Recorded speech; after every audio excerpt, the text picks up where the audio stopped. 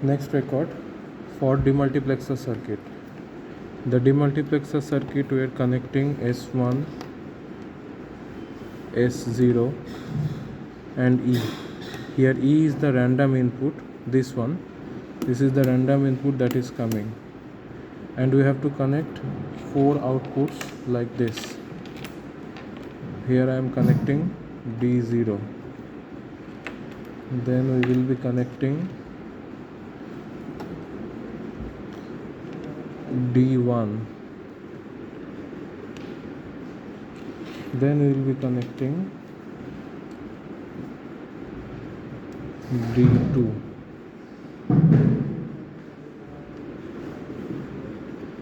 Notice some switches are glowing, and it is glowing because of the inverted logic, because there are some NOT gates and then there are some NAND gates.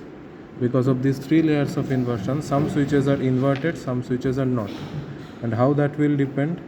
That depends on the status of S0, S1, these two are selector switches, and the input, random input that is coming here, or the multiplexer output, that is your E. Which one? This one. So when E changes, with the change of E,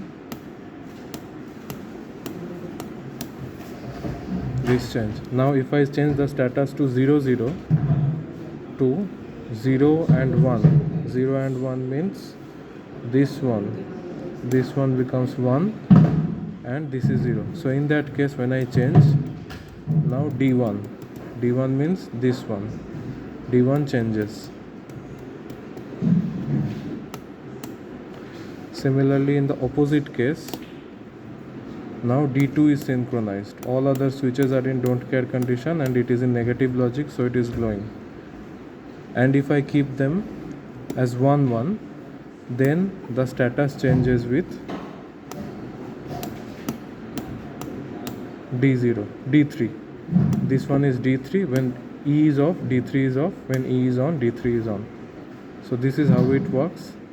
And all other status now which are glowing 3, these are in don't care condition, but because of this NAND gate or NOT gate, this condition has been reversed. So that's all.